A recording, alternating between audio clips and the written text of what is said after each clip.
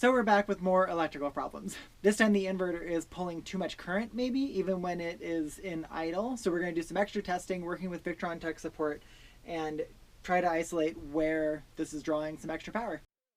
Hi, I'm Alice. And I'm Kristin. And this is our bus.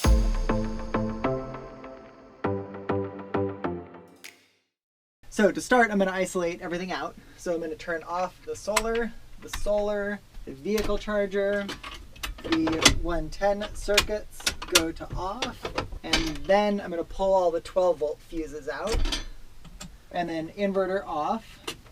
The stats now go 0 watts on the inverter, 0 on the solar, 0 on the other solar, and 0 on the smart shunt. That verifies there is no load on anything.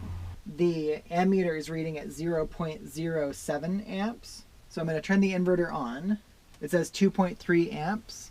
And the smart shunt says 2.28 amps. So that verifies that it is the inverter definitely pulling 2.3 amps. But the inverter says that its power output is 0 watts. So in the previous test with the inverter, it was pulling the correct amount, the predicted amount, which was about 2.2 amps.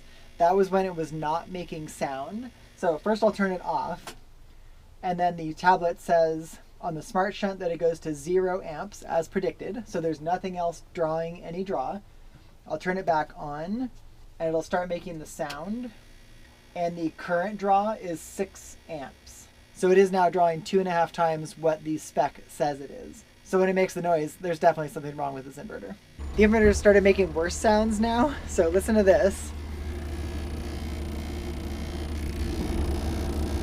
So it appears to have the fan on now and that as a cyclic sound, and it's now pulling 9 amps or 120 watts with nothing connected. Victron tech support gave me the go-ahead to RMA this, so I gotta get this pulled out, packed, and shipped within the next 30 minutes because it's a Friday and we're just barely making the UPS pickup time. So, gotta do this quick.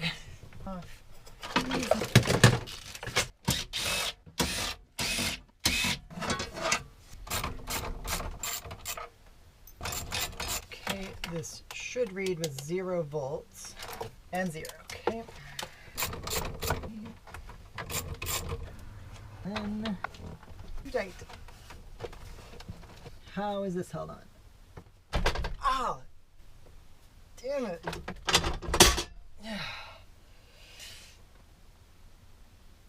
Okay, next.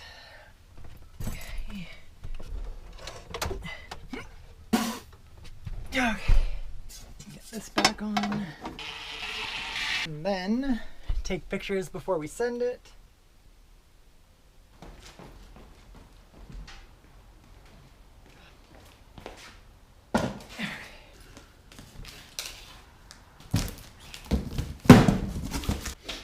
Well, see how it. That's pretty tight. Okay, this is.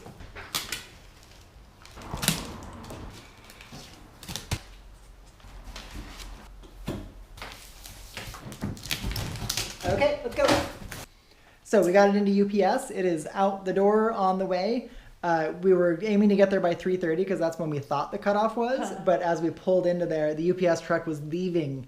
But then we saw the sign and it said second day is 3:15. Yeah. The regular time is 5 p.m. So there was no need to rush at all. But we got it out the door and on the way to the RMA. So hopefully that'll fix it. Hopefully. We just got some really good news back. The repair center at Victron told us that they inspected it and they tested it and it does have a bad transformer. So they are replacing the entire thing. It's on its way back and this will finally fix our power problems. Hopefully. So hopefully that'll be back within a couple of days and then we'll get it installed and be done. Okay. So battery minus, a little bit of Loctite. I just dropped a washer inside the inverter. Okay, got it.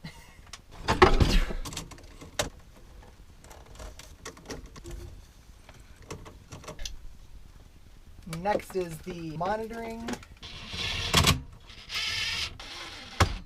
So that should be everything. Let's power it up. It's always nerve-wracking. Okay, so main power on. The inverter showed up. Let's turn the inverter on. Yes. Turn on the AC breakers. Now it says 1 watt out, and the smart shunt says 2.8 amps, which is expected. I think I'm just gonna let it run for a bit and see what happens. Otherwise, it's looking good. I let the inverter run overnight, so let's see how it did. So it shows steady that it was just pulling that minimum power draw all night long with no changes. I didn't have solar connected or anything else, so this is just sitting here with no draw. So I think we finally got this fixed. Power has been very difficult, but I think we're done. So thank you for watching, and next episode we'll be hopefully fixing our water system, but those parts don't come in until about 2 weeks before we leave.